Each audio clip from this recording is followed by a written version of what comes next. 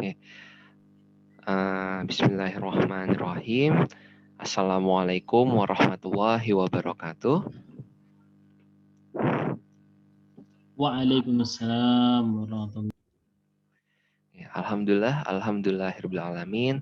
Assalatu wassalamu ala asrofil anbiya'i wal mursalin wa ala alihi wa sahbihi ajma'in amma ba'd.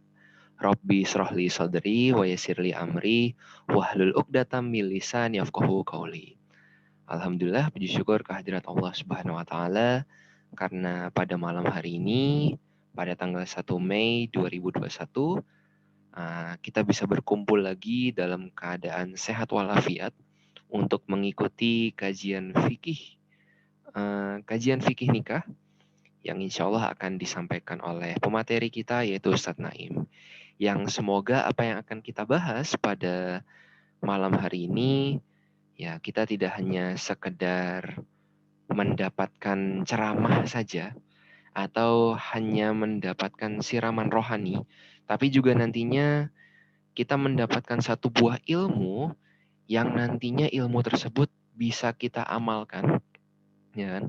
Baik itu diamalkannya itu berupa kita sampaikan kepada saudara-saudara kita, maupun kita amalkan dalam kehidupan kita, ya khususnya dalam membangun mahligai pernikahan, kayak gitu. Atau mungkin bagi yang sudah menikah nantinya menjadi ilmu untuk mengarungi, ya kan, mengarungi samudra rumah tangga yang semoga nantinya itu semua mendatangkan pahala dari Allah Subhanahu wa taala. Amin ya rabbal alamin. Salawat serta salam tak lupa kita sanjungkan kepada junjungan alam Nabi Allah Muhammad sallallahu alaihi wasallam. Ya karena berkat beliaulah kita mendapatkan cahaya Islam yang bisa kita rasakan sampai hari ini, bahkan kita bisa mengikuti segala segala syariatnya hingga sampai pada tuntunannya. Salah satunya adalah yang akan kita pelajari ya pada malam ini, yaitu tuntunan dalam hal fikih munakahat, fikih menikah, yang semoga nantinya kita termasuk menjadi hambanya Rasulullah, yang juga nantinya di yaumul kiamah nanti kita mendapatkan syafaat beliau. Amin ya rabbal alamin. Oke. Baik, kalau begitu alangkah baiknya kita mulakan dulu pertemuan kita pada malam ini dengan bersama-sama membaca surat Al-Fatihah. Al-Fatihah.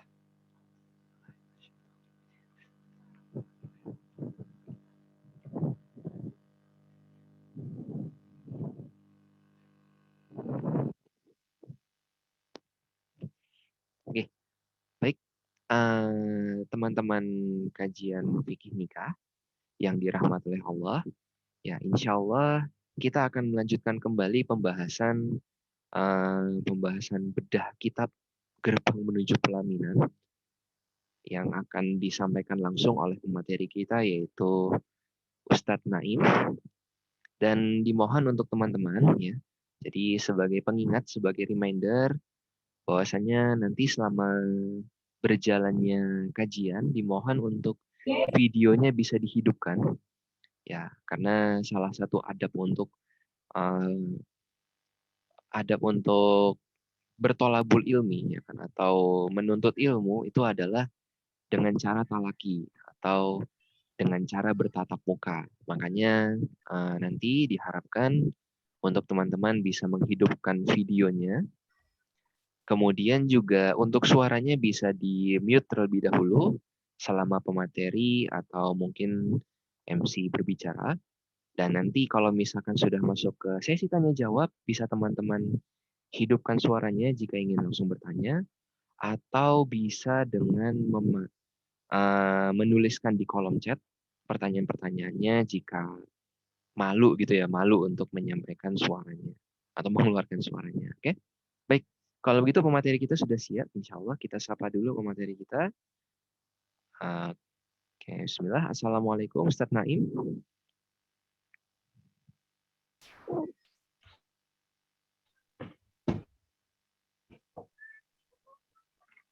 Assalamualaikum Ustadz Naim. Suaranya belum terdengar.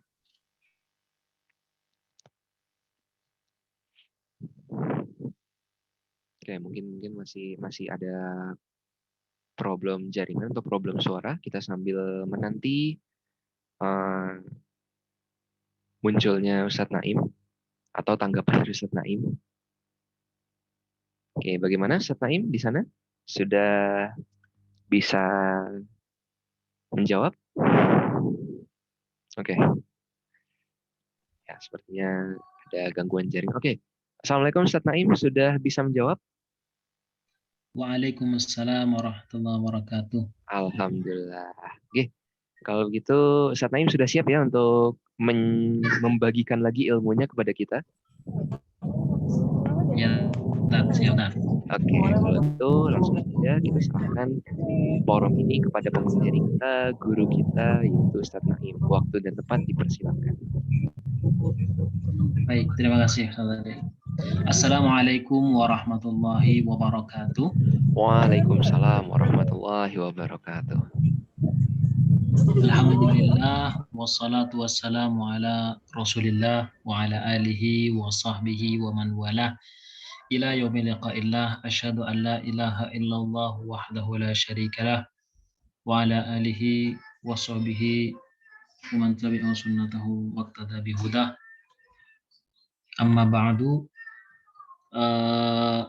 teman-teman sekalian, saudara-saudari yang dirahmati Allah, kita akan melanjutkan kajian kita langsung ya. Kemarin kita membahas terakhir yaitu tentang permasalahan syarat-syarat di dalam syigat nikah, yaitu dalam ijab qabul itu apa saja, bahwa diantaranya saya refresh lagi ya, tidak ada penghalang antara ijab dan qabulnya. Kemudian di sana tidak berdiam lama antara ijab dan qabul.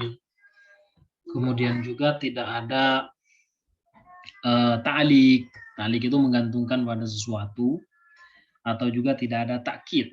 Takkid itu menggantung ada masa tertentu untuk menikah itu. Misalkan disebut dengan nikah kontrak seperti itu. Nah, itu tidak boleh ya. Itu justru diharamkan. Sekarang kita akan membahas tentang lelaki merdeka menikah dengan budak wanita. Begitu juga dengan sebaliknya. Kalau di sini halaman sekitar 20-an, 50-an. Sekitar 50-an. Jadi memang sekarang tidak ada memang budak itu, akan tetapi bisa saja suatu saat nanti akan ada lagi. Hanya saja pembahasannya tetap ada dan termasuk hal yang penting juga untuk kita ketahui. Jadi ada lelaki merdeka menikah dengan budak wanita. Ini hukumnya bagaimana? Pada hukum asalnya, lelaki yang merdeka tidak diperbolehkan menikahi budak wanita. Kenapa kok sedemikian itu tidak boleh? Agar nanti anaknya, kalau misalkan menikah dengan budak, laki-laki merdeka menikah dengan budak, kalau ternyata hamil, lalu kemudian lahir, anak yang dilahirkan itu nanti juga akan menjadi budak. Ya, maka akan menjadi budak. Oleh karenanya lebih baiknya itu budaknya beli dulu, kemudian merdekakan, baru setelah itu nikahi. Begitu ya, karena kalau menikahi budak itu nanti anaknya jadi budak. Beda kalau masalahnya begini, ada orang lelaki, dia mempunyai budak, entah dengan cara membeli atau hasil peperangan, lalu kemudian terjadi hubungan suami istri antara majikan dan budak, kemudian hamil, lalu kemudian lahir anaknya ini justru bukan budak. Status anak yang lahir ini, ya, dari istilahnya milkul yamin, itu anaknya justru bukan budak. Yang akan menjadi budak itu anaknya ketika menikahi seorang budak, seorang wanita yang budak. Jadi hukumnya itu diharamkan, itu tidak boleh. Hanya saja ada pengecualian, boleh menikahi budak itu dengan 4 syarat. Kalau 4 syarat ini terpenuhi, keharaman menikahi budak itu tidak jadi haram. Tapi status anaknya bagaimana? Ya tetap saja budak, karena dia menikahi seorang budak. Apa syaratnya? Yang pertama, budaknya harus seorang muslimah. Jadi budak perempuannya itu harus seorang muslimah kalau ingin menikahi budak. Ya, karena memang untuk memerdekakan budak itu mahal sekali, gitu ya. Atau untuk membeli budak itu sangat mahal sekali. Nah, ini kesempatannya cuma menikahi ini. Tentunya dia akan minta izin dulu kepada tuannya atau majikannya sesuai dengan ketentuan yang ada di awal. Karena majikan itu nanti akan menjadi walinya ketika si budak wanita ini tidak mempunyai wali dari nasabnya itu. Yang kedua, takut terjadi perzinahan jika tidak menikah. Jadi laki-laki ini ya, dia itu takut terjadi berzina, khauful anat, takut terjadi zina kalau dia tidak menikah. Karena hasratnya untuk menikah itu sangat tinggi, maka ini justru ya harus seperti ini. Itu yang kedua. Kemudian yang ketiga, tidak mampu membayar mahar wanita merdeka.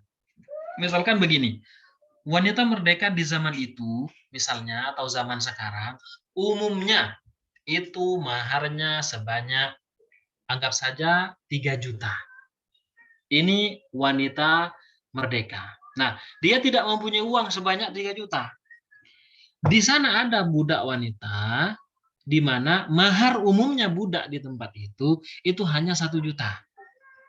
Nah, kalau 1 juta dia bisa. Atau malah ada yang 500 maharnya.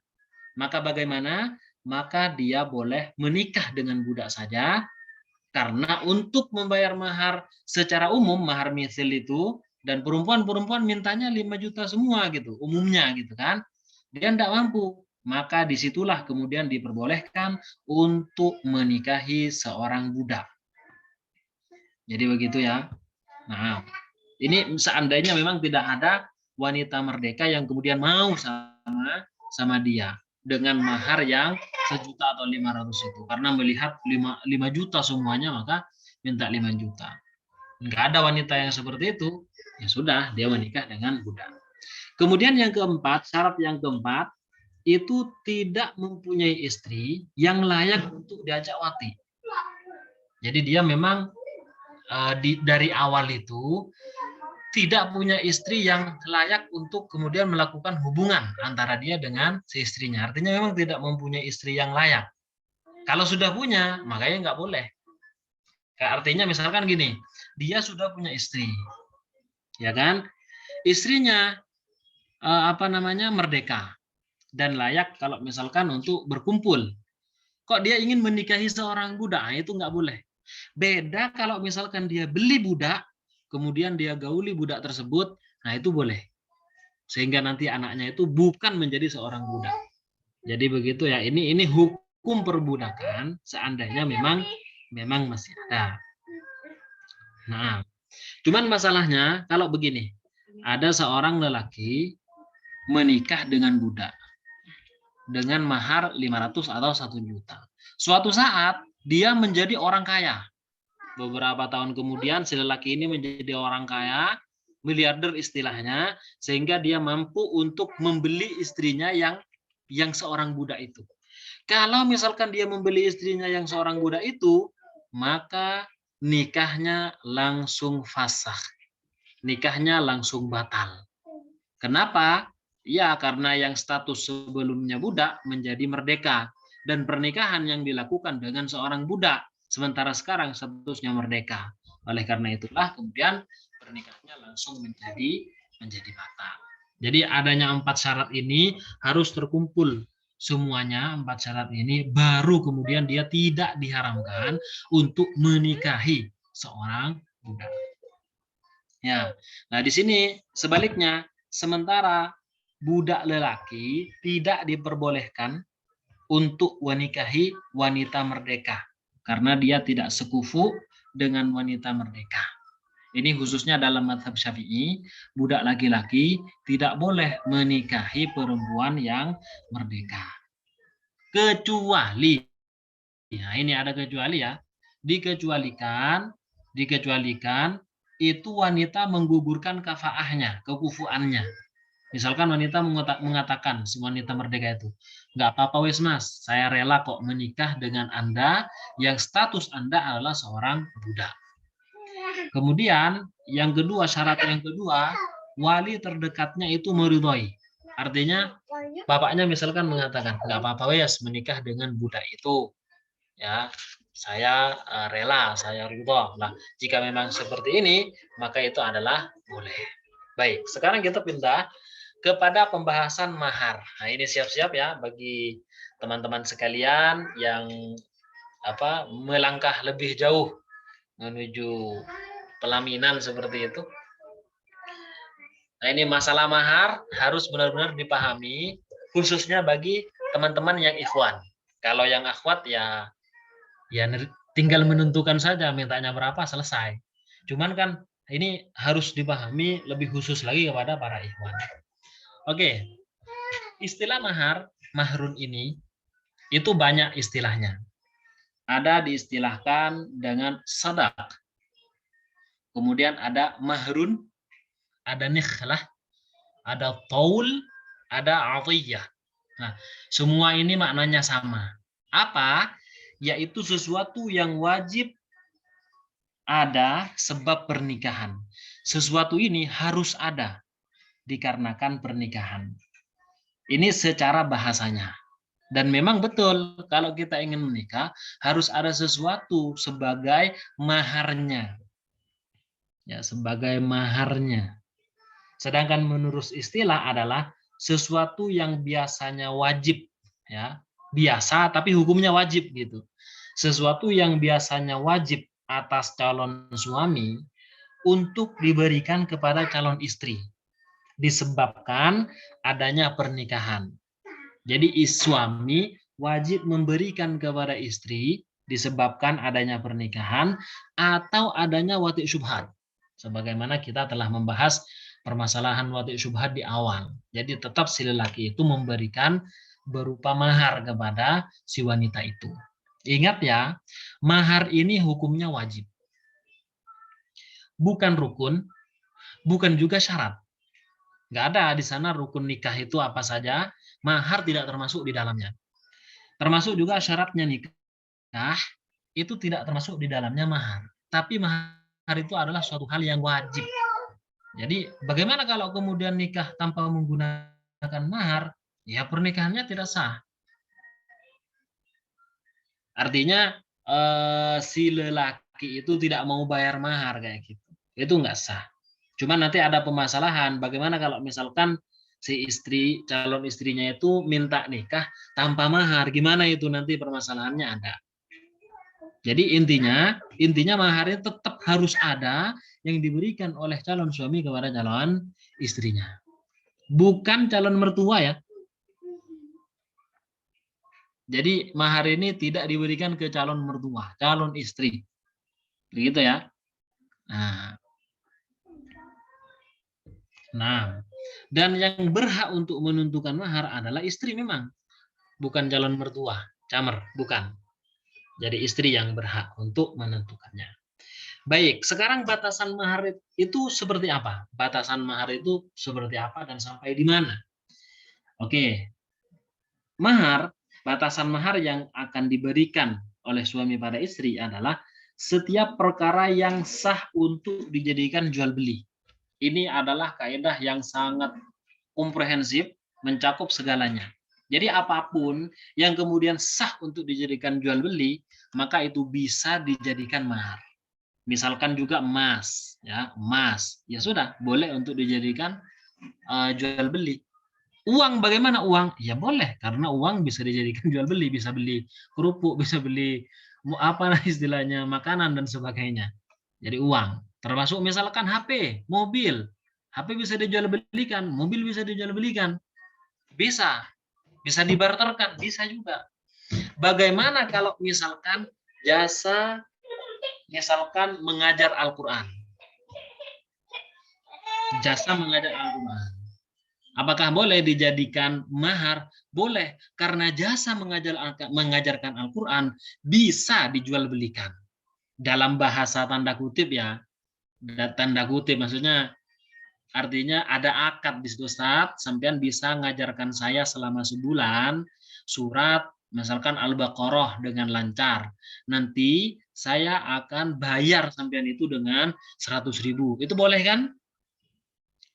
Boleh. Nah, karena memang boleh, ya sudah boleh dijadikan mahar. Nah, di sini juga perempuan harus mengerti. Wanita, para ahwat-ahwat itu juga harus mengerti bahwa mahar tidak selalu berupa uang. Bisa juga berupa jasa. Sudah Mas, nikahi saya dengan jasa, misalkan ajarkan saya kiroah metode umi dari jilid 1 sampai gharib misalnya. Nah, itu harus benar-benar diajarkan ketika memang dijadikan mahar. Itu ya, atau misalkan apapun yang sekiranya itu bisa dijadikan jual beli. Bisa dijual, bisa dibeli. Bisa menjual, bisa membeli. Seperti itu. Jadi ini patokannya. Patokannya di sini. Nah, oleh karena itulah ketika seseorang membayar mahar dengan bacaan yaitu surat Ar-Rahman misalnya, maka itu tidak bisa dan itu tidak sah dengan mahar pembacaan surat Ar-Rahman. Gitu ya, itu tidak sah. Kenapa? Karena pembacaannya itu tidak sah untuk dijadikan apa namanya itu jual beli. Kalau mengajarkan surat Ar-Rahman boleh karena jasa. Ya kan beda kan ya, beda seperti itu. Karena umumnya orang itu membaca kemudian tidak dibayar, tapi kalau mengajarkan dibayar. Nah, makanya maharnya Nabi Musa ya, kalau kita flashback kepada syariat qadimah, syariatnya sebelum Rasulullah, itu Nabi Musa kan maharnya adalah menggembalakan kambing Nabi Syuaib selama sekitar 10 tahunan. Dan kemudian memang ditetapkan di dalam Islam bahwa itu boleh, jasa itu boleh, seperti itu. Nah, gitu ya. Kalau maharnya Ustaz Abdul Somad kemarin berapa? 300 gram emas. Masya Allah ya. Ya nggak masalah, nggak apa-apa. Berarti memang mampu gitu kan.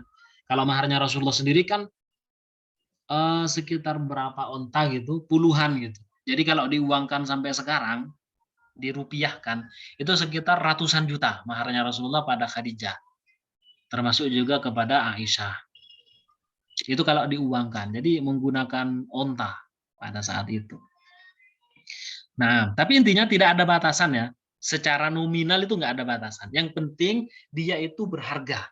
Yang penting itu berharga dan bisa dijadikan manfaat. Nah, baik sebagai alat pembayaran atau barang yang bisa dibeli, maka keduanya juga sah untuk dijadikan mahar. Bisa dijual, bisa dijadikan alat tukar pembelian, itu boleh. Nah, kalau tidak sah, maka yang nggak bisa untuk dijadikan mahar. Nah, baik, ini tentang mahar ya, tentang mahar. Sekarang di sini ada perbedaan antara mahar mithil dan mahar musamma. Jadi ada mahar mithil, ada mahar musamma. Nanti kita akan bahas apa itu mahar mithil dan apa itu mahar musamma. Kalau beli screen itu gimana sih? Screen. Ya. Tunggu sebentar. Ini, bukan. Maksudnya di apa namanya? Lupa. Yang 3 itu lihat. Nggak ada. Nggak ada kok. Gambar apa gitu kan? Iya, tunggu sebentar ini. Sudah. Ini ada kendala bentar. Baik, ya, sponsor sebentar ya. Baik, mahar mithil. Apa sih yang disebut dengan mahar mithil itu? Mahar mithil itu adalah sejumlah, nah ini, mahar mithil, sejumlah harga. Ini bukan kemudian menghargai seorang wanita ya, maksudnya dalam artian yang negatif. Tetap wanita harus kita hargai, tapi bukan kemudian harga yang negatif. Seperti itu, bukan. Ya. Mahar mithil adalah sejumlah harga yang pantas diserahkan kepada seorang wanita, baik secara keadaannya, nasabnya, keperawanannya, atau kejandaannya. Ini mahar mithil. Mahar mithil itu kalau kita bahasakan itu, mahar pada umumnya wanita di tempat itu berapa? Misalkan kita lihat, seorang aktivis pejuang syariat Islam, wanita mulia, ya kan? Ini kira-kira kita lihat kepada teman-teman kita itu, dulunya itu maharnya berapa? Oh ternyata 3 juta Ustaz. Maka nanti itu disebut mahar mithil 3 juta itu. Karena dilihat pertama, keadaannya, dia adalah seorang aktivis. Kemudian yang kedua, nasabnya, mesti nasab orang-orang bagus semuanya. Seperti itu secara umum kan ya, orang-orang baik, ini segala macam. Dan kemudian dia kalau perawan itu seperti apa, kalau janda itu bagaimana? Ya kan? Aktivis, dia perawan, umumnya 3 juta. Aktivis tapi sudah janda, beranak 2 misalnya, maka dia 2 juta misalnya. Maka ketentuan seperti ini umumnya pada orang-orang ya. Umumnya wanita yang perawan kemudian dia adalah aktivis 3 juta, maka itu disebut dengan mahar mithil. Umumnya anaknya kiai di Malang ini maharnya berapa? Oh, maharnya 5 juta misalnya. Maka 5 juta mahar mithil. Seperti itu. Ini langkah pertama, bisa melihat seperti ini. Yang kedua, bisa melihat juga mahar mithil ini kepada keluarga si wanita. Misalkan wanita tersebut punya kakak perempuan. Dulu kakak perempuannya itu maharnya berapa? Oh, 3 juta. Ya kalau dilihat, oh dulu dia itu masih zaman moneter itu maharnya 300 rupiah. Ya kita ukur 300 rupiah dulu dengan sekarang itu berapa gitu. Barangkali 3 juta mungkin. Itu. Kemudian dia lihat juga apa namanya ke bibinya. Ya, bibinya itu dulu maharnya berapa ini disamakan. Makanya itu disebut dengan mahar mithil. Umumnya mahar bagi seorang wanita yang dia apa namanya mempunyai keadaan tertentu, profesi tertentu, ya kegiatan tertentu itu berapa. Nah, ini yang disebut dengan mahar mithil. Nah, kemudian apa yang disebut dengan mahar musamma? Sedangkan mahar musamma adalah mahar yang disebutkan di saat prosesi akad. Baik seukuran mahar mithil, lebih sedikit atau bahkan lebih banyak. Nah, mahar mithilnya perempuan yang bernama Nur misalnya, itu mahar mithilnya adalah 3 juta. Ternyata Mas Ahmad ketika dia akad, dia menyebutkan dengan mas kawin misalkan berapa? 5 juta, lebih banyak. Ya kan? Atau dengan mas kawin 1 juta, lebih sedikit. Karena umumnya kan 2 juta. Nah, ini hanya penyebutan di saat akad. Tetap yang wajib dibayarkan itu adalah mahar mithil. Kecuali memang ada kesepakatan. Mahar mithilnya memang itu adalah 3 juta. Cuman wanita minta, memang Mas saya umumnya 3 juta orang-orang yang apa namanya sepangkat dengan saya. Tapi saya sekarang mintanya 10 juta. Gitu kan kata si wanita. Dan si lelaki menyanggupi, oke, siap. Ya kan, siap misalnya. Maka langsung yang 10 itu nanti akan menjadi hal yang tidak bisa dikurangi atau dilebihkan. Karena ada kesepakatan. Tapi seandainya mahar saya Mas 3 juta. Ya sudahlah sampai 3 juta saja. Terus kemudian suaminya ingin bergaya gitu misalnya. Jadi di saat mahar dia menyebutkan dengan mahar 10 juta. Maka yang wajib bayar berapa? Ya mahar mithil. Karena memang mintanya si perempuan itu 3 juta kayak gitu kan. Karena memang mahar mithilnya. Jadi ini mahar musamma hanya nama saja ya. Nama saja. Tapi orang tidak akan biasanya ya, tidak akan menyelisihi antara mithil dengan musamma. Kalau mithilnya 3 juta, dia akan menyebutkan 3 juta. Atau kalau kesepakatannya 5 juta, dia akan menyebutkan ya 5 juta. Jadi biasanya tidak akan menyelisihi. Seperti itu. Gitu ya. Nah, jadi ini perbedaan antara mahar mithil dan mahar musamma. Baik. Kemudian ketahuilah bahwa penyebutan mahar saat akad itu dianjurkan. Ya, penyebutan mahar dengan mas kawin sekian-sekian, maka itu dianjurkan. Menyebutkannya itu dianjurkan. Namun, terkadang itu justru wajib dalam keadaan tertentu. Nah, seperti dijelaskan memang oleh para ulama. Namun intinya, umumnya ketika sudah ketentuan dari wanita minta berapa, ya sudah itu saja. Itu ya, terserah si wanita. Jadi kita memang kembalikan kepada si wanita, mau minta apa gitu kan. Ukti minta apa? Enggak Ustadz, saya enggak minta apa-apa gitu kan. Cuma minta kesetiaan saja misalnya kayak gitu. Tetap walaupun seperti itu nanti si laki-laki nanti akan memberikan mahar mithil. Kembali ke mahar mithil. Terkadang ada ya wanita yang soleha seperti itu yang luar biasa, Masya Allah. Gitu ya. Bayang merasa di sini. Baik. Apabila mahar tidak disebutkan ketika akad berlangsung, nah, cuman masalahnya gini, ketika akad tidak ada penyebutan mahar. Apakah pernikahannya nggak sah? Belum tentu. Ya kan? Kan hanya penyebutan saja. Mahar itu intinya, mau disebutkan saat prosesi ataupun tidak, maka ya tetap harus bayar mahar gitu. Nah, kalau suami nggak bayar mahar, maka nanti nggak boleh melanjutkan. Jadi pernikahannya nggak bisa dilanjutkan gitu kan. Nggak bayar mahar. Kenapa? Karena mahar ini tidak harus kontan. Ya, mas-mas ikhwan-ikhwan ini tidak harus kontan, jadi bisa hutang. Dan para akhwat tidak harus merasa terhinakan karena calon suaminya ini berhutang gitu kan.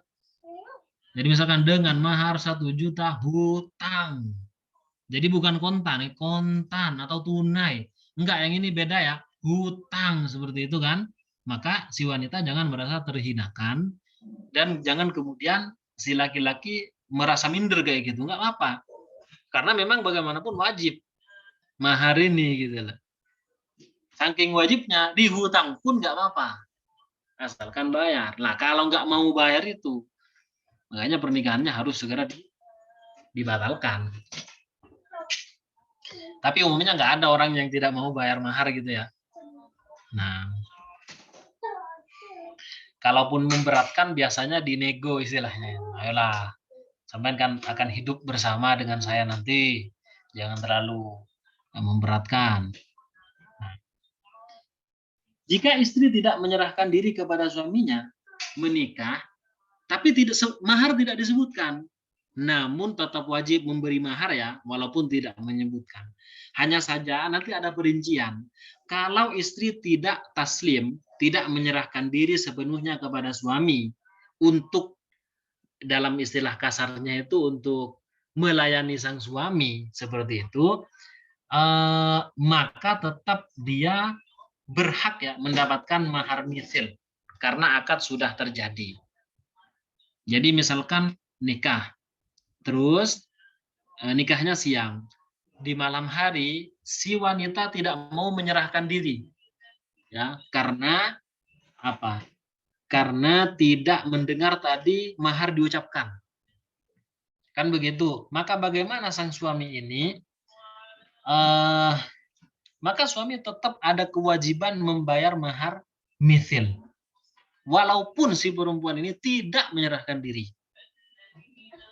Dan bisa dibenarkan. Kenapa kok tidak menyerahkan diri? Ya karena suaminya tidak menyebutkan mahar atau tidak mengiyakan mahar. Tidak ada kata-kata bil mahril madhkur. Tidak mengiyakan. Seperti itu. Ini yang pertama. Jika istri menyerahkan diri, kalau tadi kan tidak menyerahkan diri, maka suami tetap berkewajiban untuk membayarkan mahar karena akad sudah terjadi. Kalau ternyata jika si istri menyerahkan diri, misalkan dia mengatakan pada walinya, nikahkan aku tanpa mahar, kayak gini kan. Kemudian wali menikahkannya sesuai dengan permintaannya, maka maharnya wajib dengan cara salah satu dari 3 hal berikut.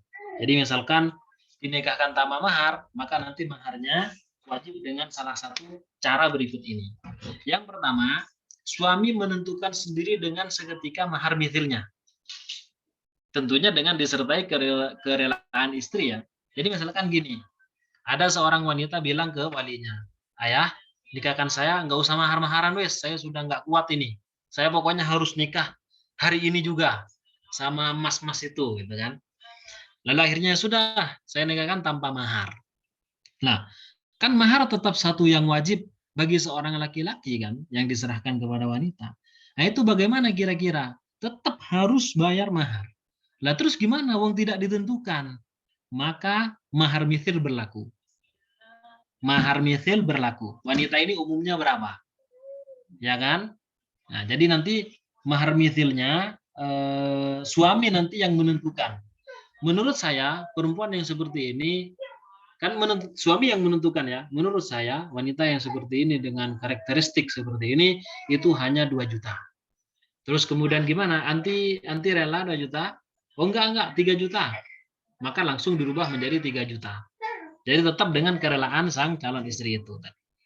Ya, itu yang pertama. Yang kedua, hakim yang menentukan maharnya jika suami tidak mau membayar. Jadi karena memang kewajiban, nanti hakim yang pokoknya kamu harus bayar. Karena ini adalah satu kewajiban. Entah itu bayar kontan ataupun itu adalah utang. Nah, itu yang pertama. Atau terjadi perselisihan dalam ukuran mahar. Ya kan? Ketika terjadi perselisihan, misalkan menurut saya mahar mithil anti ini 2 juta. Terus si perempuan bilang, "Oh tidak, kalau saya ini 4 juta." Nah, terjadi perselisihan, maka nanti KUA yang menentukan, "Sudah Mas, sampai bayar berapa?" Tergantung ijtihadnya seorang hakim di sini ya. Kalau sekarang KUA lah anggap seperti itu, atau pengadilan agama. Maka nanti ditentukan sehingga nanti membayar sesuai ketentuan dari hakim itu. Kemudian yang ketiga, suami muwati'nya atau salah satu dari suami istri ada yang meninggal dunia. Ketika suami sudah muwati, maka nanti akan berlaku juga mahar mithilnya. Karena tetap ukurannya kepada mahar mithil. Ketika nanti tidak disebutkan di dalam akadnya. Seperti itu ya. Ini tentang mahar. Tentang mahar. Jadi nggak harus menunggu punya mobil berapa dulu ya. Atau kemudian dia harus mempunyai uang sekian-sekian, itu tidak harus. Jadi ketika dia memang sudah mampu, ya sudah, laksanakan saja kan. Makanya Rasulullah kan pernah bersabda, "Ya ma'syarus syabab, man istata'a minkumul ba'ata falyatazawwaj." Wahai para pemuda, barang siapa di antara kalian yang mampu untuk al-ba'ah. Al-ba'ah itu pembayaran mahar. Ya termasuk nafkah juga, tapi utamanya memang mahar. Kalau sudah mampu untuk ba'ah ini, falyatazawwaj, sudah nikah saja. Nah, kembalinya ba'ah mahar itu kan hanya kepada mahar mithil, bukan ketentuan dari wanita itu sendiri. Mahar mithilnya hanya 2 juta, mintanya 10 juta. Maka bagaimana tetap 2 juta secara mahar mithilnya? Makanya perempuan juga jangan memperberat. Gitu ya. Ketika ada seorang lelaki soleh datang kepada orang tua, kemudian tidak diterima, maka akan terjadi fitnah yang lebih besar. Makanya langsung aja diterima gitu. Nah, apalagi sudah jelas ya orangnya, orang misalkan seorang pendakwah gitu kan, seorang yang maulah untuk belajar menata kehidupannya dengan sesuai aturan Islam. Ya sudah, nggak usah lama-lama gitu. Nah, kemudian sekarang kita akan membahas tentang tolak. Di bawahnya Ustaz, tentang masalah tolak. Karena kalau secara di dalam buku ini kan calonnya sudah ada, kemudian sigatnya sudah, kemudian mahar juga sudah, berarti kan sudah menikah ya. Ternyata suatu saat terjadi tolak atau telak, cerai, pisah. Ini namanya banyak ya. Dan tolak ini pembahasannya cukup panjang sekali. Nah, baik, kita bahas. Tolak secara bahasa adalah melepas ikatan. Misalkan tolak tuki, saya melepas kamu.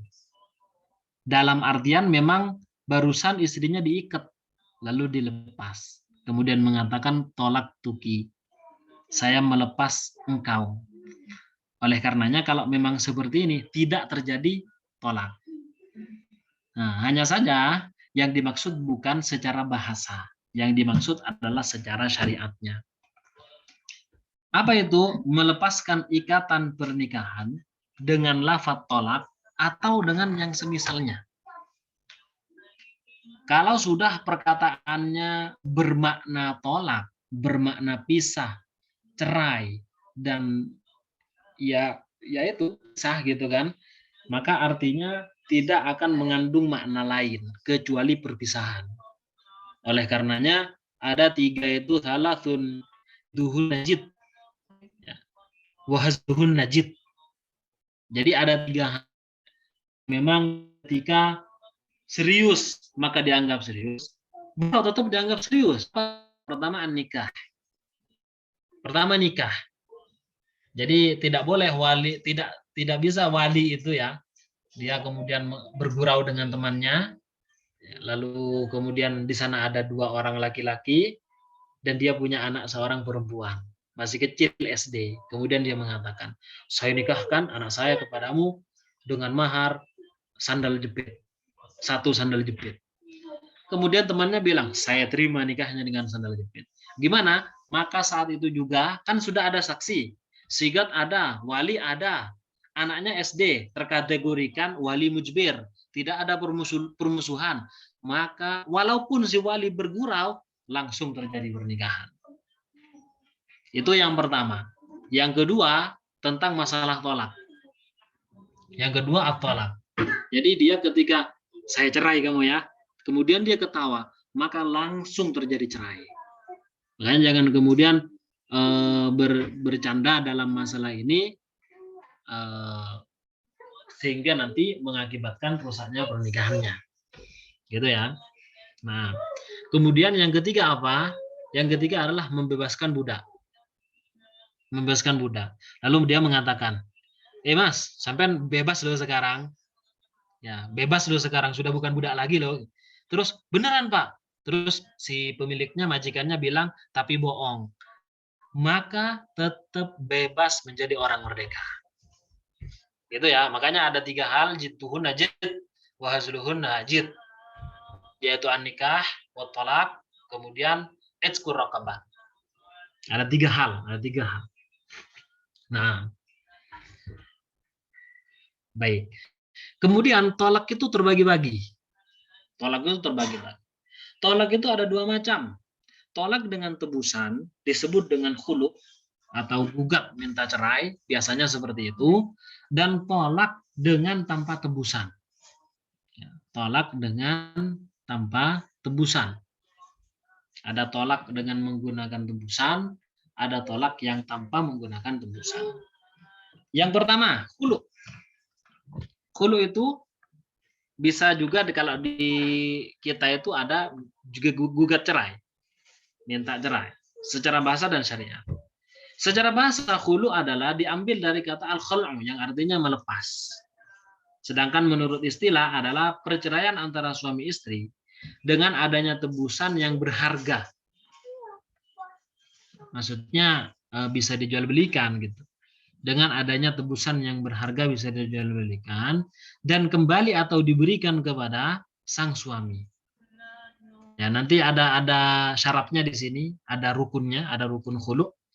Bagaimana itu? Apakah khulu ini hartanya yang dulu pernah dijadikan mahar kemudian dikembalikan lagi oleh istri kepada suaminya? Ya kan? Sebagaimana kemarin ada pertanyaan seperti itu, ternyata tidak begitu. Mari kita lihat rukun-rukun khulu. Yang pertama ya, khulu ini adanya suami. Zaujun. Suaminya memang ada. Kemudian yang kedua, wa zaujatun. Yang kedua adalah wa zaujatun. Ya, maksudnya zaujatun di sini adalah al-bud'u. Al-bud'u, yaitu adanya adanya farji atau kemaluan istri. Artinya apa? Dia memang benar-benar berstatus istri walaupun ditalak raj'i. Beda begini, kenapa kok harus menjadi syarat begini? Kalau seorang wanita sudah dicerai dengan cerai rujuk, maksudnya talak raj'i, dia itu masih belum talak 3 ya. Jadi talak 1 atau talak 2, belum talak 3. Nah, kalau talak 1 dan talak 2, kalau saya tanya, kira-kira si suami boleh nggak kembali kepada sang istri? Talak 1. Boleh kan? Boleh memang. Itu namanya cerai raj'i. Kalau talak 2, suami boleh nggak kembali kepada istri? Atau istri boleh nggak dikembalikan pada suami? Tentunya dengan keinginan sang suami ya. Boleh kan? Boleh. Karena memang boleh. Tapi kalau sudah cerai 3 atau talak bain istilahnya, apakah si suami boleh merujuk si istri yang sudah dicerai 3 ini? Boleh apa enggak? Tidak boleh. Karena sudah cerai 3. Ya kan? Karena sudah cerai 3. Nah, berarti kalau sudah tidak boleh, apakah dia sudah jadi istrinya? Apakah dia masih istrinya? Bukan. Kan sudah cerai 3, sudah bukan istrinya. Walaupun dia tetap berkewajiban menjalankan iddah. Itu urusan lain. Tapi kalau sudah talak 3 itu bukan istrinya sudah. Tapi kalau talak 2 atau talak 1, itu istrinya masih. Terbukti apa? Dia boleh kembali tanpa harus adanya pernikahan baru. Nah, makanya kemudian di sini menjadi syarat adanya butuh. Artinya memang apa benar-benar istri itu memang berstatus istrinya, bukan statusnya sudah di talak 3 yang memang sudah bukan istrinya. Kalau sudah talak 3 itu talak bain istilahnya. Makanya kalau sudah talak bain tidak akan bisa berlaku khulu. Mau khulu apa memang sudah 3. Sementara khulu itu kan bagian dari tolak. Tapi kalau masih tolak 1, Mas, ceraikan saya dengan satu mobil. Artinya apa? Si istri ngasih satu mobil kepada suaminya. Oke, ya kan? Itu minta cerai. Sang istri minta cerai. Ayo Mas, ceraikan saya, nanti tak bayar 1 juta. Oke, siap. Setelah itulah kemudian terjadi apa namanya itu talak khulu istilahnya.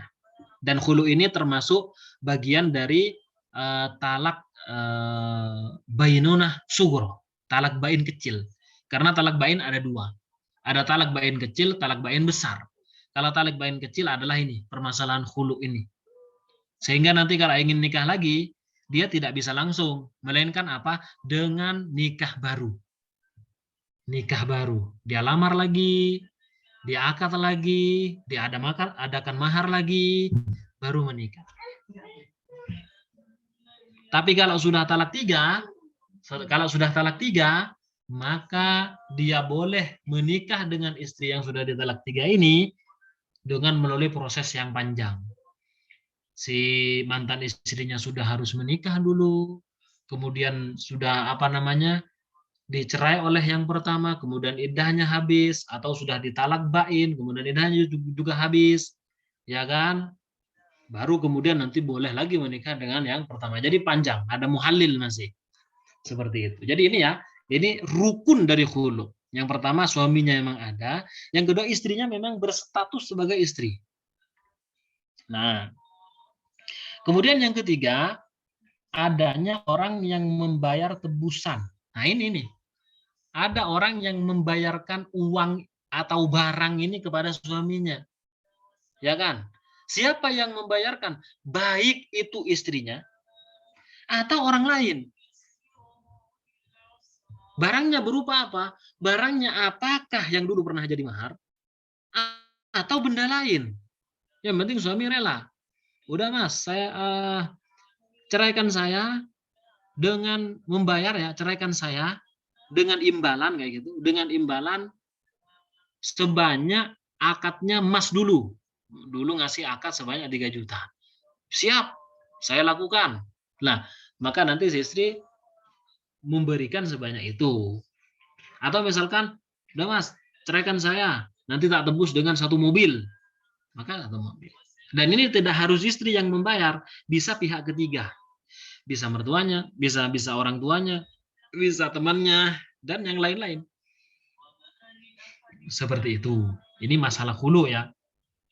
Nah, kemudian yang keempat, adanya barangnya itu tadi. Kalau tadi itu adanya orang yang bersedia membayar tebusan, baik istri ataupun orang lain, terserah. Yang penting ada barang di sana, yang ada orang yang siap untuk membayar di situ sebagai harga tebusan tolak itu. Sedangkan yang keempat, adanya tebusan, imbalan, bayaran, walaupun dari mahar yang diberikan suami. Jadi tidak harus dari mahar yang diberikan suami, walaupun boleh dari mahar yang dulu pernah diberikan oleh sang suami. Yaitu tadi bisa berupa mobil, apa dan sebagainya lah. Sepeda motor mungkin, laptop mungkin, atau HP, iPhone misalnya, terserah. Yang penting ada barang yang akan dijadikan tebusan seperti itu. Imbalan, gitu ya.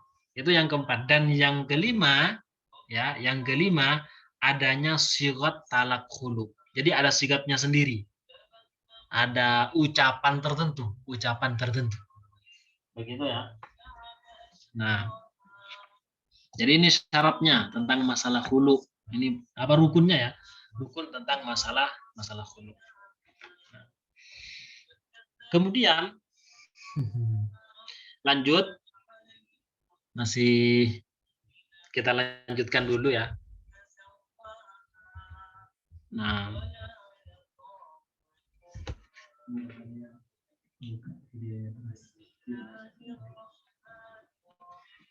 coba ya. Nah, jadi seperti itu ya. Nah, kemudian selanjutnya ya. Nah, disyaratkan pula, ini ada lanjutannya, disyaratkan pula bagi seorang suami adalah orang yang talaknya dianggap sah. Bagaimana maksudnya? Dia memang seorang suami yang sudah baligh. Ya, dia baligh. Loh, kok bisa? Apa ada orang yang menikah padahal belum baligh? Bisa, sebagaimana telah kita jelaskan di awal. Karena nikah itu tidak harus baligh. Anak-anak pun bisa, gitu kan. Kemudian si suami itu adalah orang yang akalnya waras, tidak gila. Dan kemudian dia memang berkeinginan untuk menjatuhkan talak. Lah itu talaknya dianggap sah. Dan juga sang suami tidak dalam keadaan marah besar. Kalau benar-benar marah besar, ya marah, benar-benar marah, kemudian dia mengatakan saya cerai kamu, maka cerainya nggak terjadi.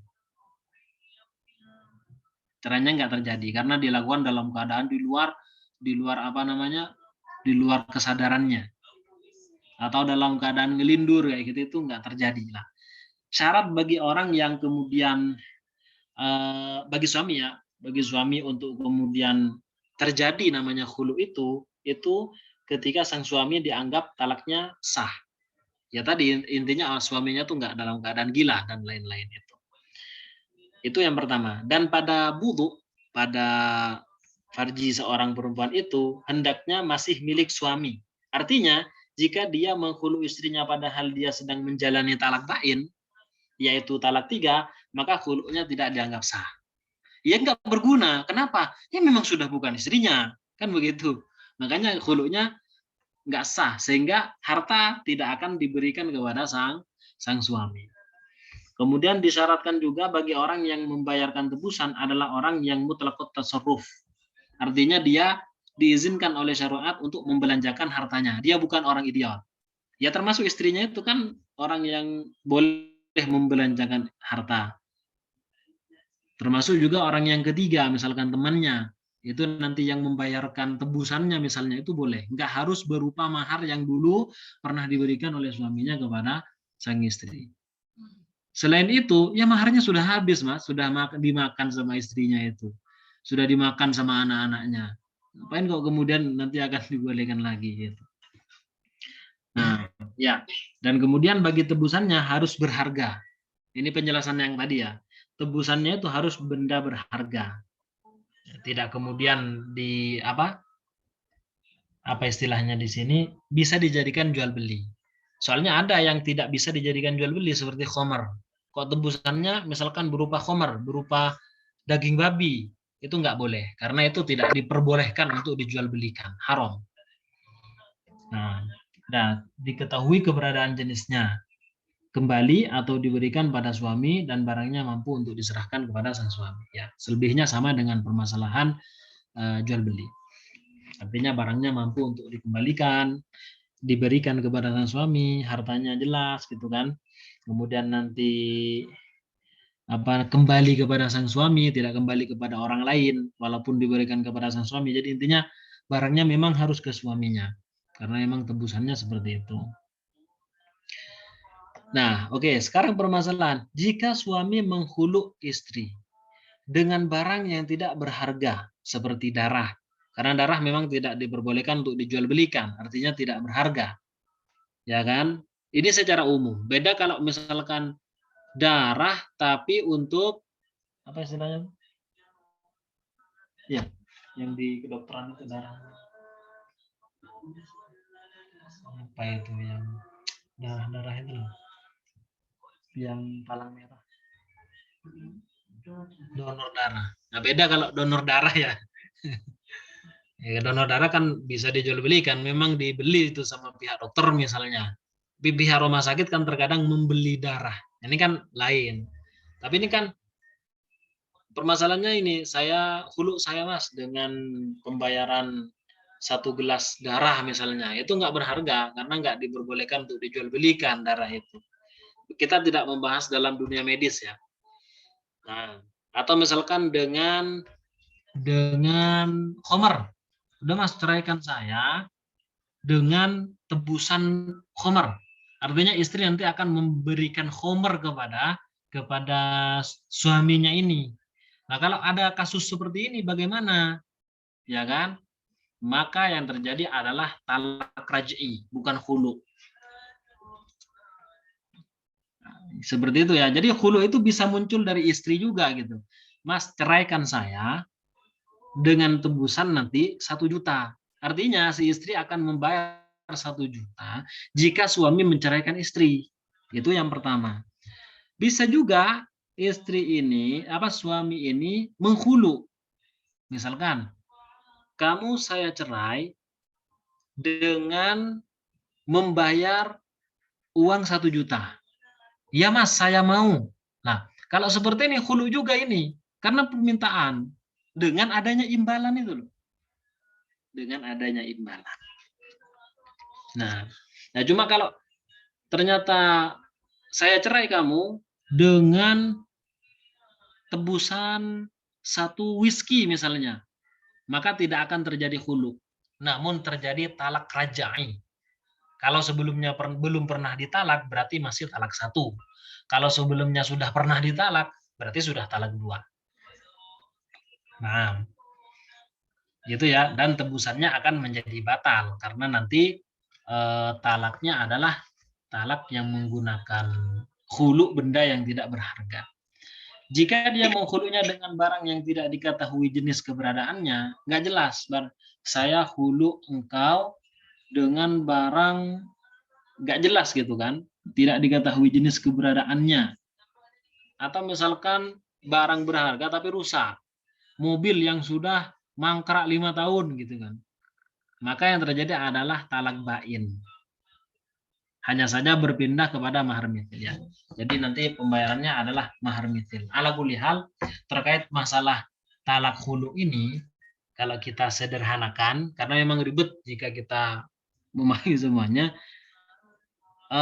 ketika sang istri meminta kepada sang suami untuk dicerai dengan tebusan semisal sepeda motor dan suami mengiyakan, maka terjadilah hulu.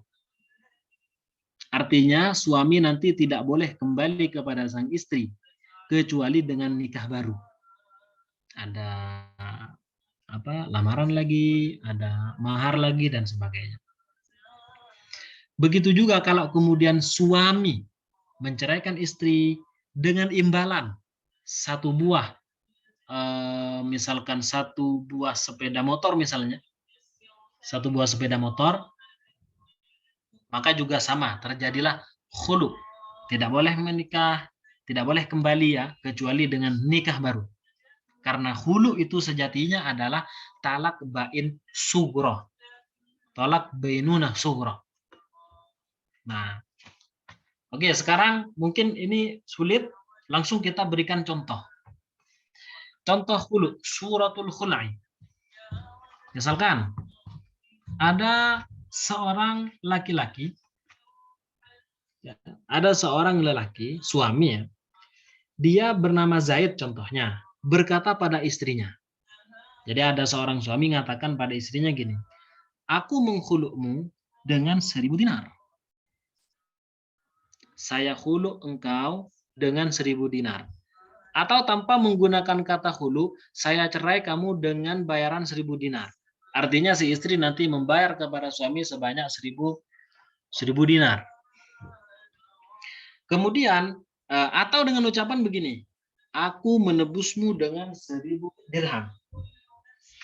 Aku menebusmu dengan 1.000 dirham. Itu juga termasuk bagian dari tolak hulu.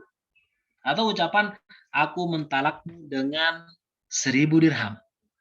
Jadi talaknya itu ada imbalannya gitu, berupa uang. Nah, terus kemudian istrinya mengatakan, ya, aku terima. Kalau memang seperti itu, maka terjadilah khulu'. Terjadilah khulu'. Atau suami tersebut mengatakan begini, jika engkau menjaminku dengan 100 dirham, maka engkau kutalak. Kan bahasanya sama ya. Kemudian istrinya menjawab, iya, aku jamin engkau dengan 100 dirham, maka nanti terjadilah talak khulu. Jadi pada intinya khulu adalah bagian dari talak. Sebagaimana sudah maklum ya, hanya saja talaknya menggunakan imbalan, menggunakan tebusan dan bayaran. Itu tentang masalah talak. Nah, untuk pertanyaan bisa langsung di chat atau nanti di akhir sesi. Baik, sekarang kita masuk pada al-qismu tsani, at-talaqu bighairi iwadin. Tolak tapi tanpa menggunakan tebusan. Tidak ada tebusannya, tidak ada bayaran yang dibayarkan kepada sang suami. Talak ini ada dua, dan ini memang pada umumnya ini ya. Pada umumnya ini terjadi biasanya ya. Apa saja itu? Ada tolak sharih, ada tolak kinayah. Ada tolak sharih, ada tolak kinayah. Sharihun wa kinayatun. Tolak sharih itu adalah setiap lafaz yang jelas dan tidak mempunyai makna yang ambigu selain makna tolak. Maknanya memang tolak, maknanya memang cerai, maknanya memang pisah. Saya cerai kamu, saya tolak kamu, saya pisahin kamu. Jadi artinya memang satu. Kalau dalam bahasa Arabnya itu tolak tuki, farok tuki, bayan tuki, itu termasuk. Jadi artinya memang menunjukkan satu makna, tidak menunjukkan makna yang lain. Nah, ini hanya ada 3 macam kata yang digunakan di dalam bahasa Arab secara khusus. Apa? Yang pertama at-tolaku, tolak tuki, anti tolikun, anti mutallaqah, seperti itu. Jadi kata-kata yang bisa ditafsir dari ini itu juga masuk. Yang kedua firaq, farok tuki, anti mufarikoh, misalkan kayak gitu. Jadi itu maknanya sudah tolak, sudah nggak ada makna lain soalnya. Kemudian tentunya ini yang makna jelas secara syariat ya. Beda kalau misalkan dia melepaskan istrinya dari ikatan, lalu dia mengatakan setelah ikatan itu selesai, terlepas, dia mengatakan tolak tuki. Dengan artian apa? Saya telah melepasmu dari ikatan, yang nggak terjadi. Nah ini masalahnya tidak sedang melepas ikatan. Kemudian mengatakan tolak tuki, ya jelas maknanya cuma cerai. Kemudian yang ketiga adalah asarah atau sirah. Itu artinya bubar, bebas, atau cerai. Nah dalam bahasa Indonesia ya ini, sudah kamu tak bubarkan saja kamu. Nah itu artinya, sudah kamu tak bebaskan dari pernikahanku. Sudah kamu tak cerai saja, itu artinya sama. Jadi nggak akan menunjukkan makna yang lain. Ini talak sorry. Sorry itu artinya jelas, maknanya memang tolak. Nah, dan lafaz yang merupakan pecahan dari 3 lafaz di atas itu. Misalkan, aku telah mentalakmu, tolak tuki, atau misalkan anti tolikun, anti mutallaqah, atau misalkan wahai wanita yang tertolak, wanita yang tertalak, wanita yang tercerai, misalkan.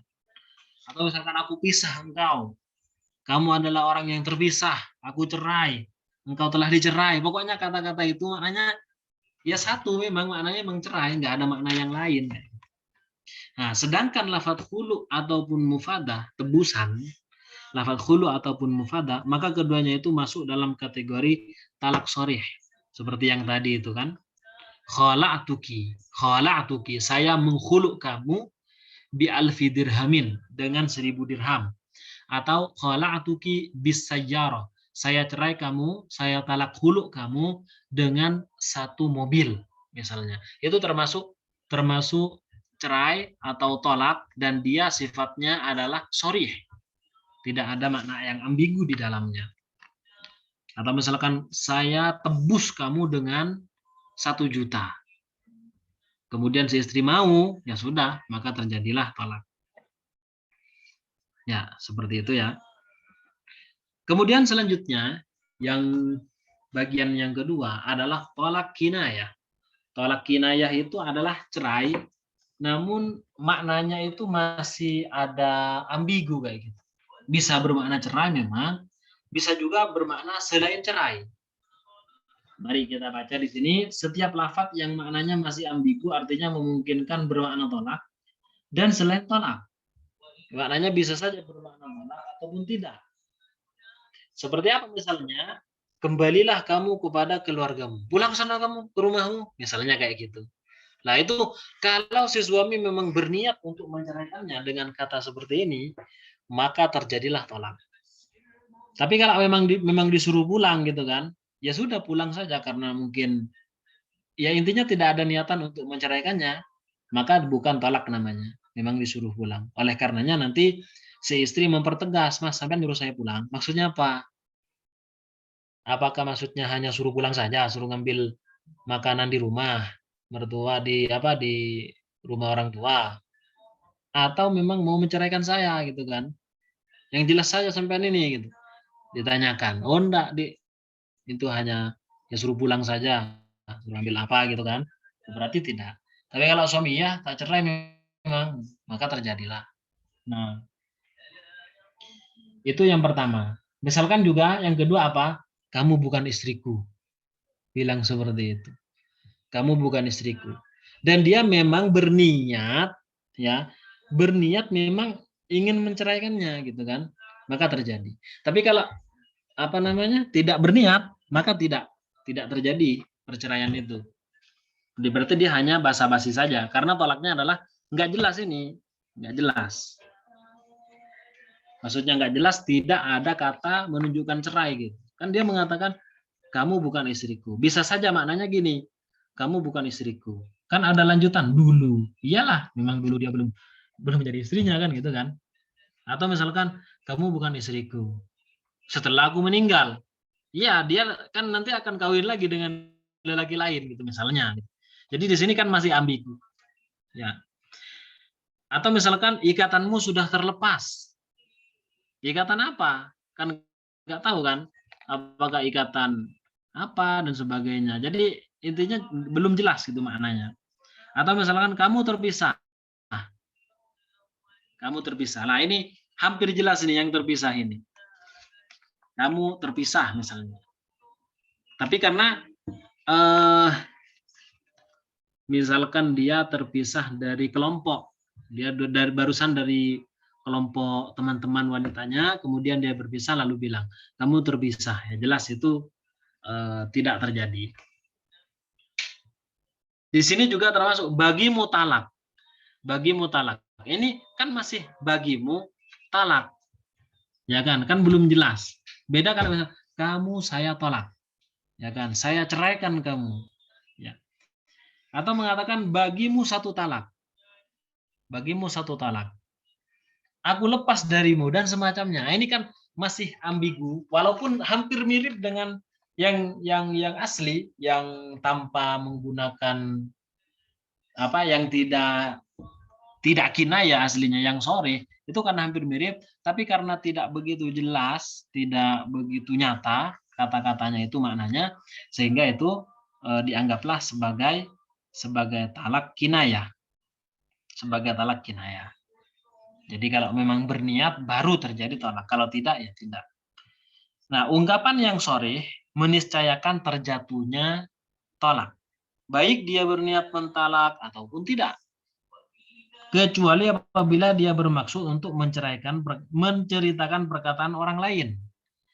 Kalau misalkan seorang faqih ya, mencontohkan tentang pembahasan tolak yang dia contohkan kepada murid-muridnya, maka itu tidak mengapa. Misalkan ada seorang ustadz dengan istrinya kebetulan muridnya, ya kan? Terus di sana ada murid-murid yang lain. Dia membahas masalah fikih berkaitan dengan tolak. Muridnya nggak paham, dia contohkan. Misalnya saya kan punya istri, nah istri, saya mengatakan pada istri, saya cerai kamu. Nah ini kan mencontohkan ya, mencontohkannya seorang faqih, seorang ahli fikih mengajar tentang masalah ini, maka itu tidak mengapa. Artinya tidak dianggap sebagai tolak. Ya. Atau makna tolak sore itu dipalingkan oleh tanda yang kuat, sehingga tidak bermakna talak lagi.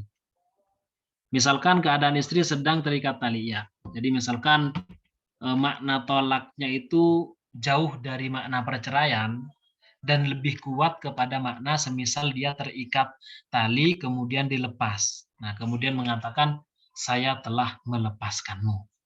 Nah, itu nggak masalah, nggak terjadi karena memang kondisinya memang menceritakan tentang yaitu tadi istrinya diikat kemudian dilepas. Nah, sedangkan talak kinayah itu tidak meniscayakan terjadinya tolak kecuali apabila berniat tolak maka terjadi.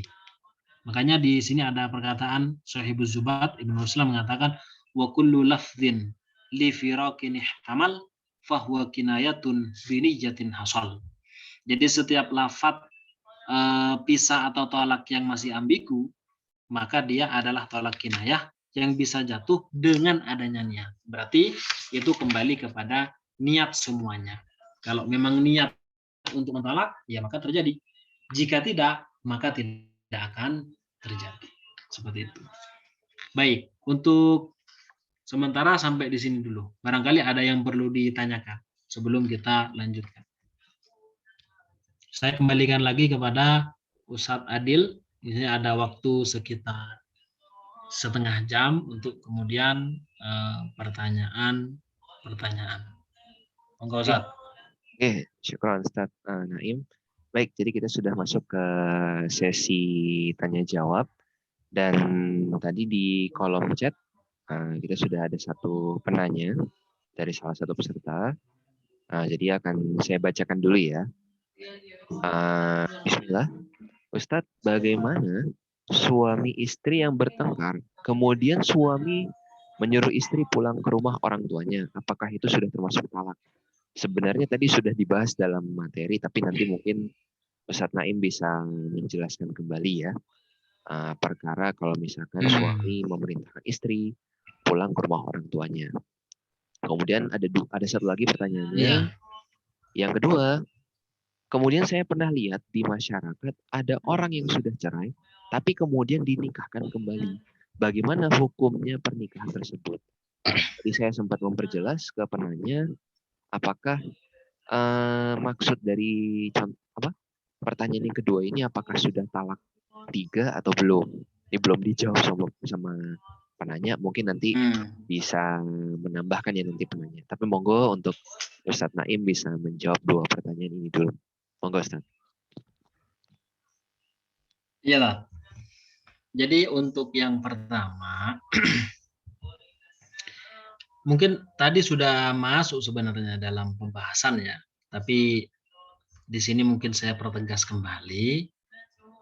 Itu misalkan ada suami istri, kemudian bertengkar hebat, entah karena masalah yang mereka hadapi berdua, lalu akhirnya secara tidak sengaja ya, atau memang sengaja, suaminya itu langsung mengatakan, sudah pulang saja kamu ke rumah orang tuamu, ngapain di sini?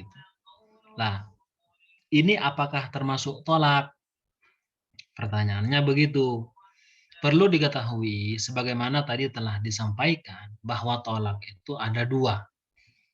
Ada tolak dengan jelas, ada juga tolak dengan bahasa kiasan.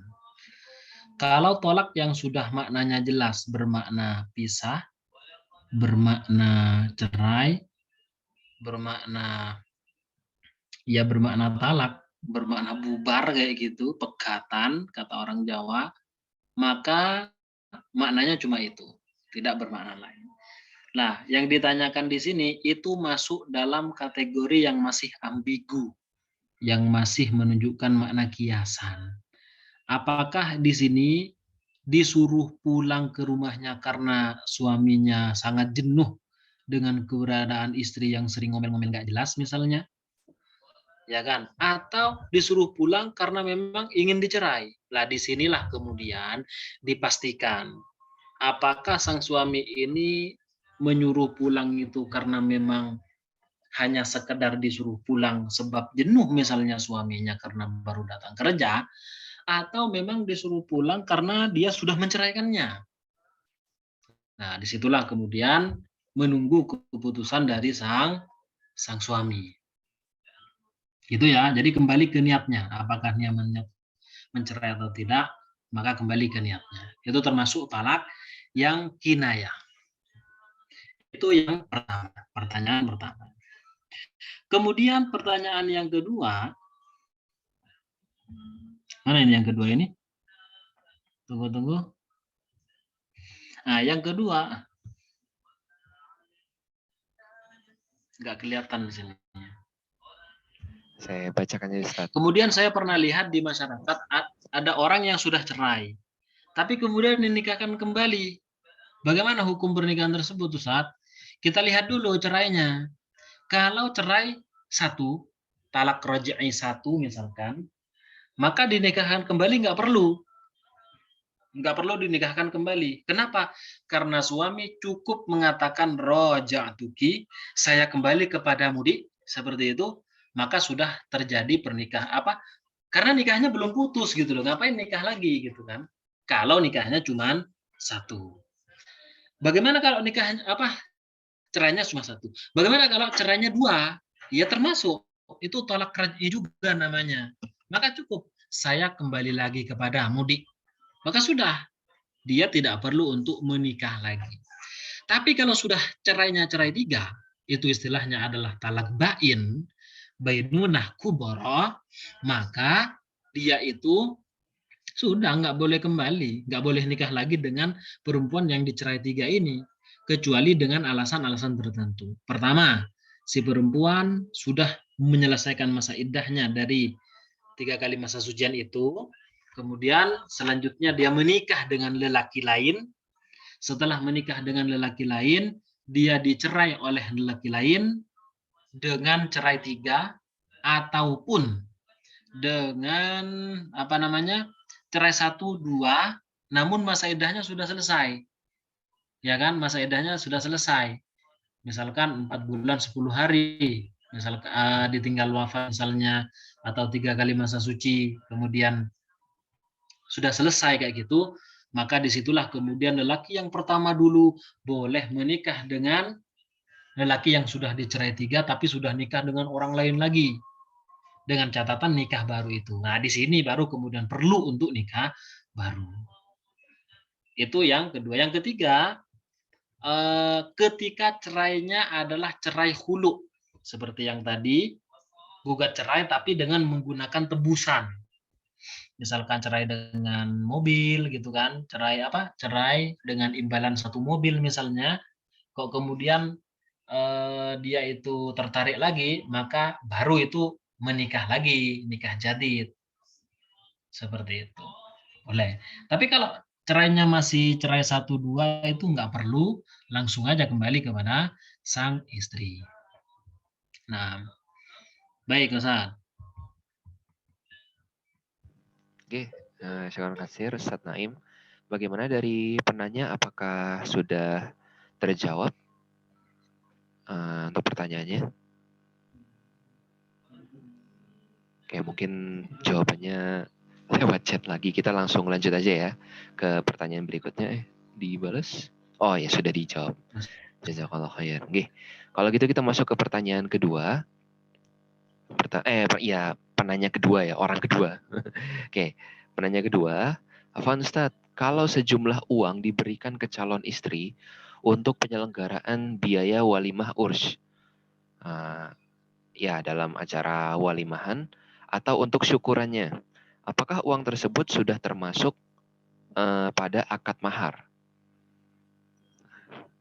Iya, jadi ini memang kebiasaan atau budaya yang berlaku di tengah-tengah kita juga ya.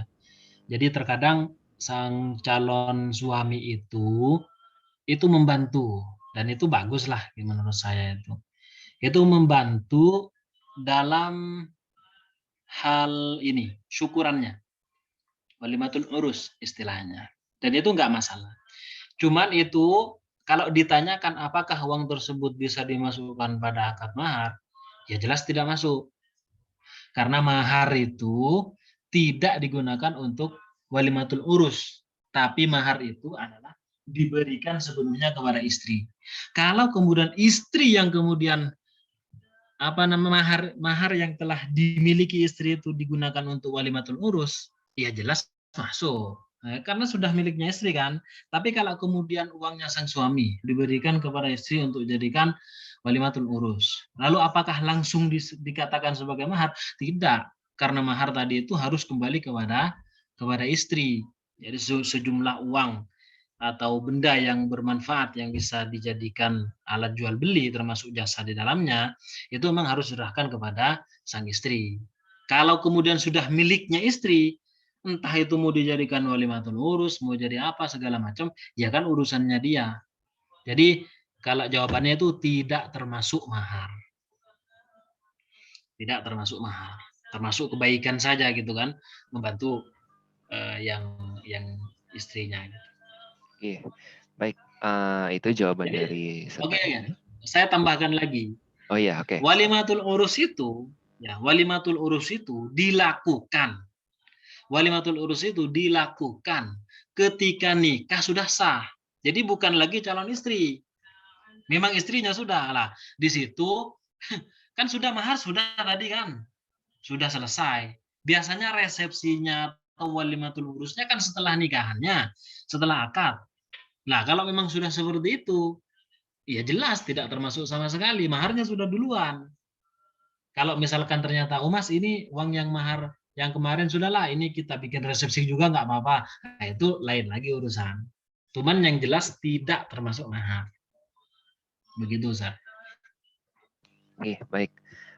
Bagaimana untuk dari penanya, apakah sudah terjawab berkenan tentang mahar dijadikan sebagai biaya walimah urs?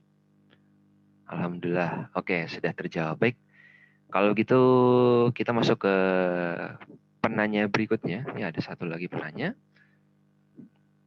Assalamualaikum Ustadz. Tadi menjelaskan kalau talak 1 dan 2 masih boleh rujuk karena statusnya masih suami istri. Mohon koreksi kalau pemahaman saya keliru. Nah, bagaimana kalau misal pada talak 1 atau 2 itu salah satu pasangan atau keduanya tidak ingin rujuk lagi? Karena misal ingin menikah sama orang lain. Bagaimana Ustadz? Ya, jadi begini. Pertama, waalaikumsalam dulu ya. Talak 1 dan 2 memang statusnya masih suami istri, sehingga dia tidak boleh menikah dengan orang lain. Betul, jadi pemahaman Anda itu betul, seperti itulah. Kemudian lanjutan dari pertanyaan, bagaimana kalau misalkan pada talak 1 atau talak 2, itu salah satu pasangan, suami atau istri, atau dua-duanya itu nggak ingin rujuk lagi, ya kan? Melainkan kenapa kok nggak ingin rujuk lagi? Karena ingin menikah sama orang lain. Jadi begini, kalau statusnya masih berada dalam raja'in, ya kan, maksudnya dia masih di talak 1 ataupun 2, dia tidak boleh melakukan aktivitas yang menuju pada pernikahan sama sekali. Ya kan? Ini khususnya bagi istri. khususnya bagi istri. Dia tidak boleh menerima lamaran, pinangan, itu haram hukumnya, yaitu menerima lamaran dari orang lain. Kalau dilamar oleh istri yang pertama yang memang menceraikannya, ya langsung aja terima, itu artinya rujuk itu, gitu kan. Nah ini ada orang lain melamar, padahal dirinya masih menjalani masa iddah. Ya masa iddah karena dicerai satu misalnya, ya kan? Ya, maka dia tidak boleh menikah. Masalahnya nggak mau memang menikah, ya nggak mau kembali memang ingin nikah dengan orang lain. Maka bagaimana? Tunggu masa iddahnya selesai. Ini bagi istri ya, bagi istri. Tunggu masa iddahnya selesai. Kalau dia dicerai karena dicerai hidup istilahnya, firaq hayah, dicerai hidup, bukan cerai mati gitu, cerai hidup, itu adalah 3 kali masa sucian, salah satu quru, sebagaimana disebutkan dalam Al-Quran. Atau 3 kali masa haid, menurut pendapat yang lain. Tapi kalau dalam mazhab Syafi'i itu 3 kali masa suci, tapi hampir sama masanya ini. Ketika ini sudah selesai dan suami yang merujuk itu tidak kembali, makanya sudah, ketika sudah 3 kali masa sucian, maka sudah terputus, bukan istrinya lagi, bukan suaminya lagi, maka si istri ini boleh untuk menikah dengan yang lain, dengan laki-laki lain. Ini bagi istri.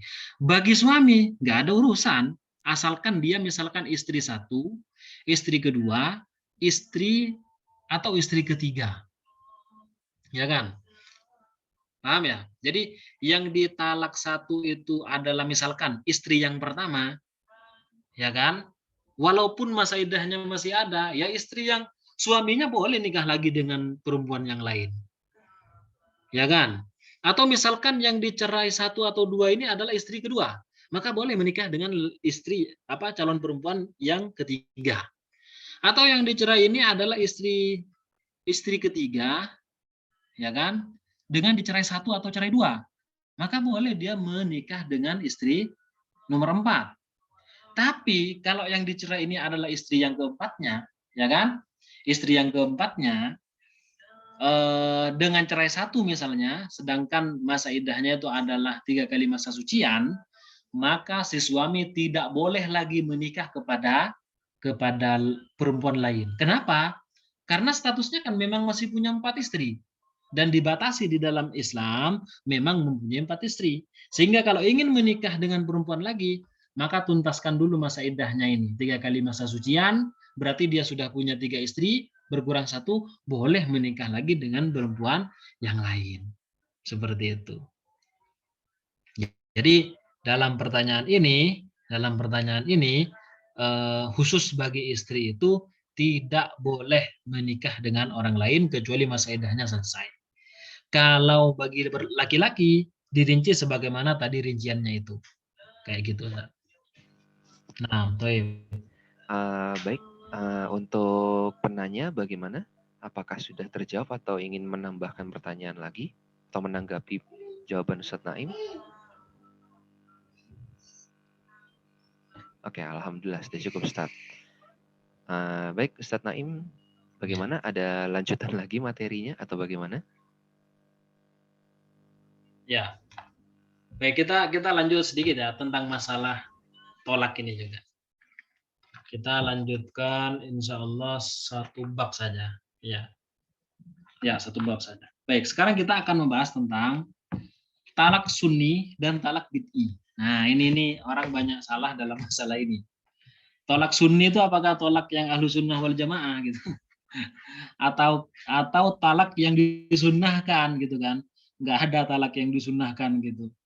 Makanya dalam sebuah hadisnya Rasulullah pernah bersabda, abghadul halali 'indallahi at-talaqu.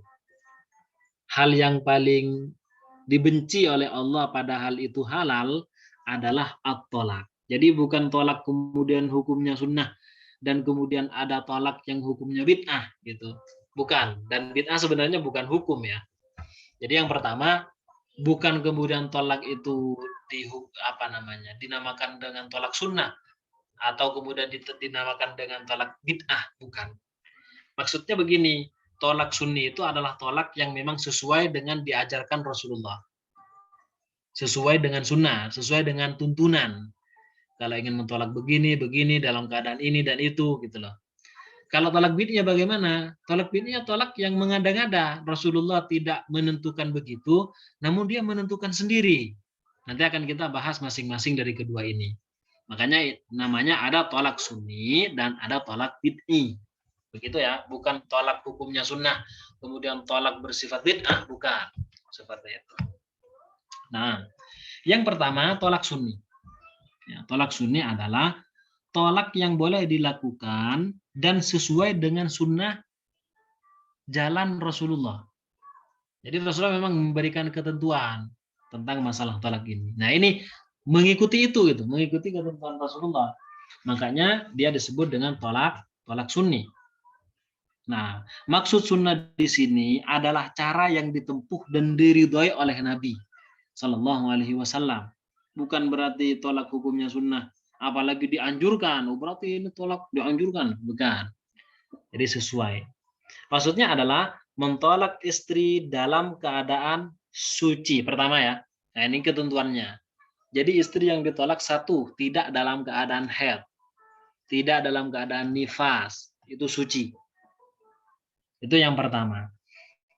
Yang kedua, dan tidak diwati dulu pada masa sucinya. Tidak diwati dulu sebelum ditalak itu nggak diwati dulu. Misalkan gini, ada suami, ya kan, ingin mentalak istrinya. Kesempatan dia kumpuli dulu istrinya, setelah itu saya cerai kamu. Nah itu nggak boleh itu melanggar ketentuan. Kenapa? Kenapa kok nggak boleh? Bisa jadi dari hasil hubungan itu nanti akan hamil dan akan punya anak. Ya kan? Kan setelah itu dia kan gimana ayahnya gitu kan?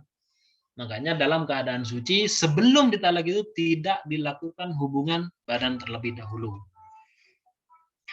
Nah, sedangkan talak bid'i itu justru adalah kebalikannya, yaitu talak yang diharamkan, nggak boleh. Maksudnya bagaimana? Mentalak istri pada masa haid. Jadi sedang haid istrinya, kemudian ditolak, itu nggak boleh. Haram hukumnya. Atau mentalak dalam keadaan suci, tapi diwati dulu pada masa sucinya itu sebelum ditalak. Seperti yang tadi disebutkan, itu haram hukumnya. Nah, hukum talak bid'i ini memang sah. Jadi menceraikan istri pada saat istri itu sedang haid, itu sah memang. Terjadi talak itu, tapi haram, berdosa. Kalau yang di awal itu nggak berdosa. Karena halal memang talak itu. Kayak gitu ya. Nah, hukum talak bid'i memang sah dan jatuh talaknya, tapi si suami berdosa jika melakukannya.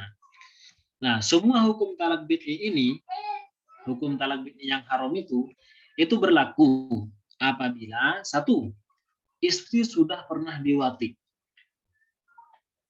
Semenjak dinikahi, istrinya sudah pernah digauli. Maka jika melakukan ini nanti akan menjadi talak bid'i gitu. Ini ketentuannya ini. Yang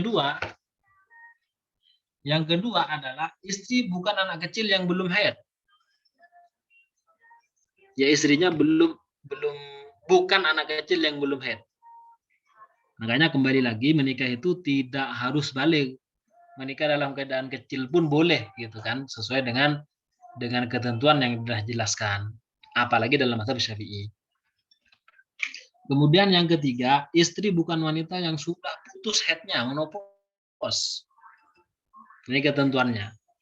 Kemudian kalau sudah menopause haidnya, ya kan, sudah nggak haid lagi, ya nggak masalah mau ditalak walaupun setelah diwati terlebih dahulu. Atau misalkan istrinya ini adalah anak kecil belum haid, ya nggak masalah dia itu diwati terlebih dahulu, setelah itu diceraikan karena nggak mungkin hamil karena belum haid kok.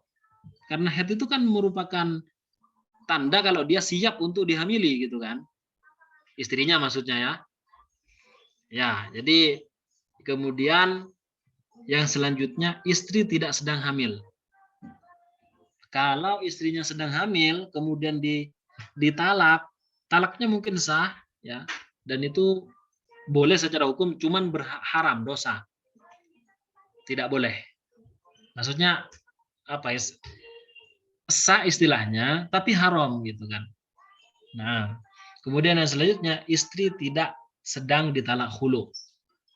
Ya, kalau sudah sedang ditalak khulu itu kan ya enggak ngaruh tolak bid'i ini, karena memang sudah bukan istrinya gitu kan kalau khulu itu. Soalnya kan menggunakan tebusan sehingga ketika akan menikah lagi itu nanti harus ada nikah baru, mahar baru. Karena khulu itu kan seperti disebutkan adalah bainunah sughra, talak bain kecil. Nah, terus kemudian ini penjelasannya ini. Apabila istrinya belum diwati, maka suami tersebut boleh mentalaknya meskipun dalam keadaan haid. Tapi belum pernah diwati sebelumnya, ya kan? Maka ya nggak masalah. Ya. Jadi semenjak nikah belum pernah terjadi hubungan. Kalau kemudian dia haid, ya sudah boleh ditalak gitu karena boleh. Karena memang istrinya itu tidak mempunyai masa iddah. Iyalah namanya juga belum pernah melakukan hubungan gitu kan. Nah, apabila istri tersebut masih kecil dan tidak pernah mengenal atau mengalami haid atau dia sudah terputus haid atau menopause, maka boleh bagi suami untuk mentalaknya walaupun dibatik dulu pada masa sucinya. Kenapa? Karena tidak mungkin hamil.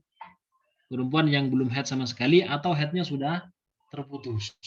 Atau haidnya sudah begitu ya, itu boleh walaupun diwati dulu karena nggak mungkin hamil. Ini secara medis seperti itu. Nah, dan apabila istrinya sedang hamil atau dia memberikan harta sebagai gugat cerai atau hulu, maka boleh bagi suami untuk mentalaknya walaupun dia sedang mengalami haid. Ya, jadi ada istri, dia sedang hamil. Cuman dia itu memberikan harta sebagai gugatan cerai, ya kan? Maka itu boleh untuk kemudian mentalaknya. Walaupun wanita yang tidak hamil itu sedang mengalami haid, itu boleh. Jadi intinya dia itu boleh menceraikan istrinya. Walaupun hukumnya bid'i haram, ya kan talak bid'i itu haram, ya tetap talaknya itu dianggap sah. Cuma si suami itu berdosa. Karena nanti banyak kewajiban yang akan gugur disebabkan talak ini. Sementara si istri itu kan masih mempunyai hak kan, seperti misalkan menceraikan di saat hamil, menceraikan di saat haid, itu kan selain ketentuan-ketentuan, tanggungan-tanggungan yang wajib diberikan itu nanti menjadi gugur disebabkan talak ini, makanya haram. Baik, jadi ini pembahasan kita. Baik, sebelum kita akhiri ya, mungkin ada yang perlu ditanyakan lagi terkait masalah yang disampaikan ini. Ustadz, saya kembalikan ke Ustadz Adil lagi. Oke, Ustadz Naim, syukur katsir. Baik, untuk para peserta, jika ada yang ingin ditanyakan lagi kepada Ustadz Naim, khususnya tadi kita sudah membahas macam-macam hal berkenaan tentang talak. Ada yang ingin ditanyakan atau ada yang ingin didiskusikan?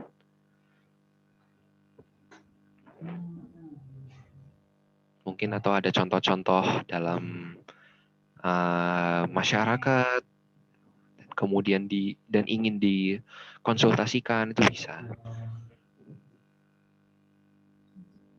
Bagaimana? Oke, nggak apa. Ini kayaknya sudah, Ya. Mudah-mudahan ini sudah pada paham semua ya Ustadz ya. Dan kalau memang kalau memang masih ada yang ingin ditanyakan di luar forum, boleh dibahas di grup masing-masing. Kalau di Ikhwan bisa di grup WA GMP Ikhwan, kalau Ahwat di GMP Ahwat. Seperti itu Ustadz. Dan teman-teman semua. Baik. Terakhir untuk Ustadz Naim, apakah ada closing statement sebelum forumnya kita akhiri? Gak ada, Ustadz. Baik, terima kasih dari Ustadz Naim yang sudah membagikan ilmunya kepada kita, dan saya juga ucapkan terima kasih kepada para peserta yang sudah mau meluangkan waktunya untuk hadir dalam kajian fikih nikah ini. Semoga apa yang sudah kita dapatkan ilmunya dari Ustadz Naim tadi bisa kita jadikan pelajaran dan kemudian bisa kita jadikan apa ya, semacam rambu-rambu gitu ya, rambu-rambu kelak ketika nantinya sudah membangun mahligai rumah tangga. Baik kalau begitu, mari kita akhiri forum kita pada malam ini dengan bersama-sama membaca doa kafaratul majelis. Subhanakallahumma bihamdik asyhadu an la ilaha illa anta astaghfiruka wa atubu ilaik. Saya beserta Ustadz Naim mengucapkan terima kasih dan mohon maaf bila ada salah-salah kata atau perbuatan. Kami akhiri, wabillahi taufiq wal hidayah. Wassalamualaikum warahmatullahi wabarakatuh. Waalaikumsalam.